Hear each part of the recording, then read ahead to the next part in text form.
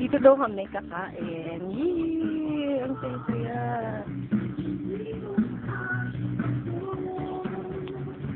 Ito yung kubo. Okay. Itik ang kakainin dito. So, after mong kainin, yung buto, ipapakain mo naman sa mga, ano yun, dun sa dagat. Ay, dagat. Sa mga isda dyan. Ano yun? Hito ba yun? Hito yata. Ayun yung motor namin. Ha, ha, ha. Ano to? Date? Hello? Ang cute dito. Dami na pumupuntang artista. And, may mga pictures sila doon. Mamaya pipicturean ko.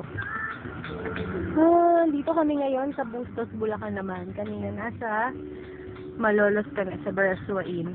Tapos dumaan kami ng Plaridel. Lahat na yata. Lahat ng park ng Bulacan. Ay, ito pala helmet ko. Papakilala ko sa inyo. Ganda, no? Astig. Parang pilot. Ito yung kay Ronnie, ang pangit. Ang pangit. Ano maganda? Ano maganda? Siyempre yung akin, pangit yung kay Ronnie. Tapos ka na umihi? Ha? Pero yun. Ayoko nga, hindi nga ako naiihi. Pag-siarin mo ko. Well, mukha kaming haggard. Lahat ng Bulacan, naikot natin. Hello, sa lahat dyan.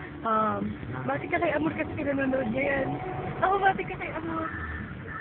Amor! Pinanonood niya tayo kasi pinapost ko sa Multiply. Sige na, wag na nahiya siya. Ayun, ayaw lumabas ng mga ano dyan, isdang askal. Kasi wala pang pinapakain.